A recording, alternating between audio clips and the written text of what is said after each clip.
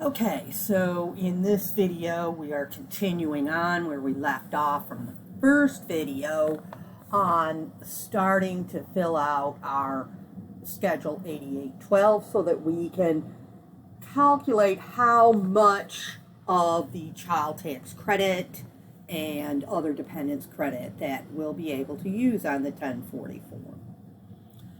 So we had gotten down through line 8, which is $3,500.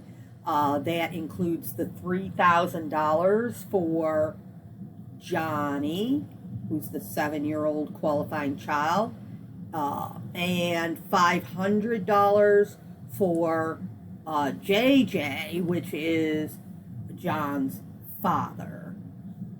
So that he's an other dependent. So this is the total that they'll be hoping to use. Line 9, this is the overall threshold, and so it's $200,000 for other than married filing joint. Okay, line 10. Okay, subtract 9 from 3, which was our AGI. So 30,000 minus 200,000 is less than 0, and so it says if 0 or less, enter 0. So that's what we did. Line 11, multiply line 10 by 5%. 0 times 5% is 0. Line 12, subtract line 11 from line 8. So line 8, 3,500 minus 0 is 3,500.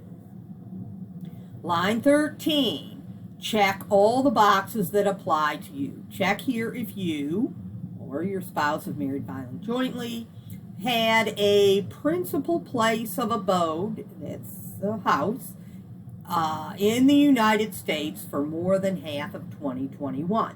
So if John Doe lived with his son and his father in the United States for at least half the year, which he did all year, we can check that box. Okay, and if you lived in Puerto Rico, okay, we're not going to have anything like that in Accounting 124. All right, so we go down to the next part, Part 1-B. Filers who checked a box on line 13. So if you checked either one of the box, then you're going to fill out lines 14A through 14I. If you did not check either of these boxes, you didn't live in the United States, you didn't live in Puerto Rico, then you would have to go on to the next section, Part 1-C, and fill that out. And your credit would end up being non-refundable instead of refundable. Here's additional child tax credit.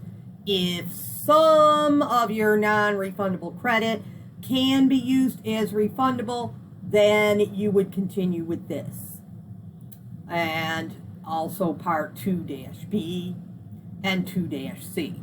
So as long as you live in the United States, all of this back here on page 2 and 3, we will not have to do if in 2021. So in 2021, whatever you figure out is the child tax credit that you end up on line 12, and you check the box that yes, they lived at least half the year in the United States, then all of the credit is going to be refundable credit. Okay, so let's go on. Line 14A, enter the smaller of line 7 or line 12. 7 was 500, 12 was 3,500, the smaller is 500. Line 14B, subtract 14A from line 12. Okay, so 3,500 minus 500 is 3,000. Line 14C, if line 14A is 0, enter 0. Otherwise, enter the amount from the credit limit worksheet A. So this is showing basically the tax liability. That's what that is showing. So if I go back to my 1040 and I have to figure out the tax, so here's his standard deduction. He was head of household, so that's $18,800.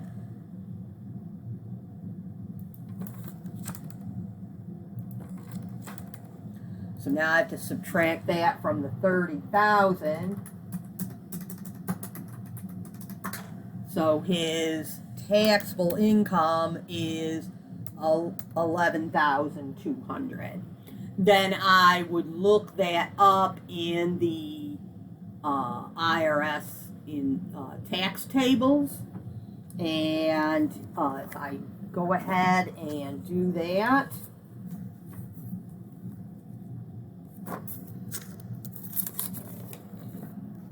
see, 11,200. Head of household is $1,123.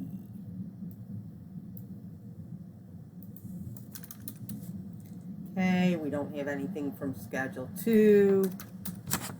So line 18 is also that. Now, line 19 is the non-refundable child tax credit. We're not going to have that because he lives in the United States.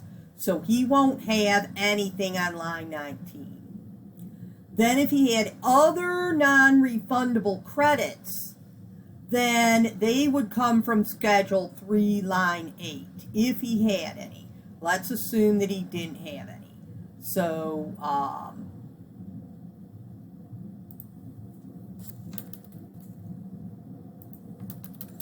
his tax liability is $1,123. So that's what's going to go on this credit limit worksheet. Now, if he did have other credits, you would need to fill out this credit limit worksheet because there's a certain order that the credits can be taken. And so in this case, we're pretending he doesn't have any other credits besides his child tax credit that are non-refundable credits, and so we don't need to worry about filling out the credit limit worksheet. We just put the whole tax there.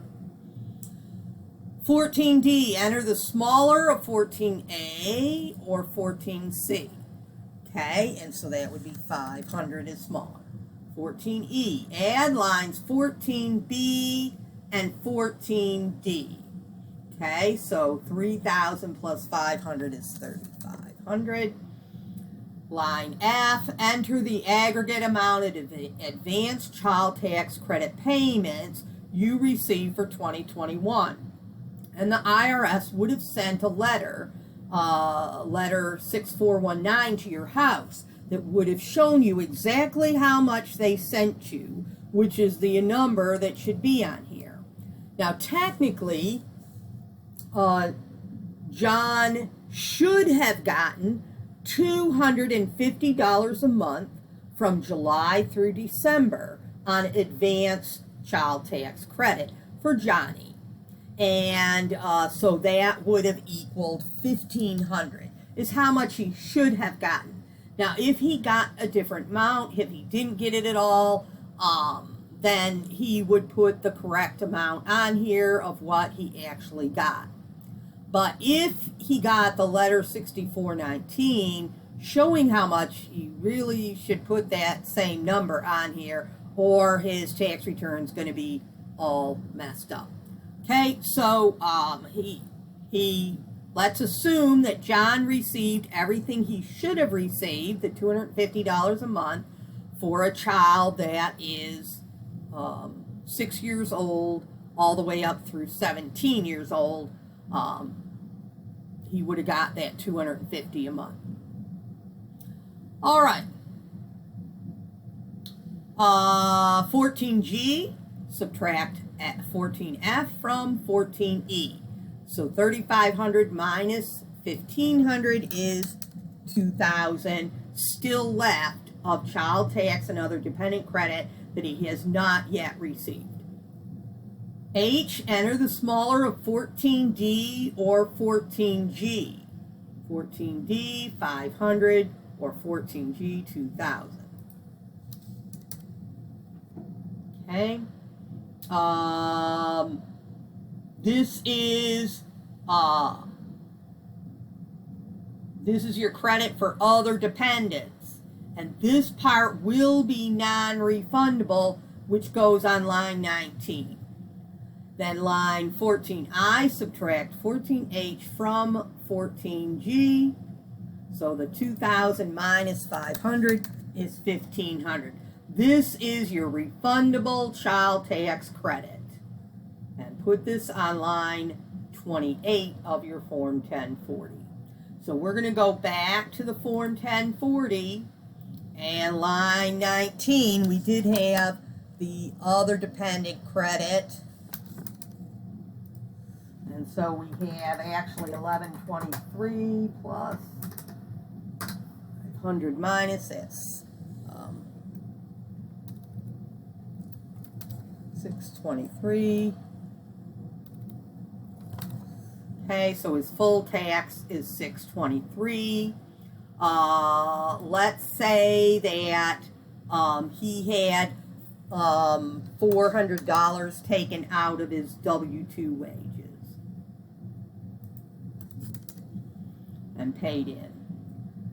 Then we would have to calculate out the earned income credit. We will do that in a separate video. And we were going to go down to line 28, refundable child tax credit from Schedule 8812, and that is our 1,500. So we were allowed to get 3,500 total, which included 3,000 for Johnny and 500 for the father, JJ. Out of that 3,500, John received 1,500 already that he got through the mail, $250 a month for 6 months. So that 1,500 he already got. That leaves 3,500 minus 1,500, 2,000 that he still can get in credits. And so out of the 2,000, 500 is for JJ, the father, for other dependents, and that 500 is now going to be non-refundable, and then the rest, 1,500, is the refundable child tax credit. Now, if John had not gotten any of the prepaid advanced child tax credits every month, and he just never received that, then this would be a 0 here. We'd have 3,500 total that he could still get. And out of that total, 500 would be non-refundable, and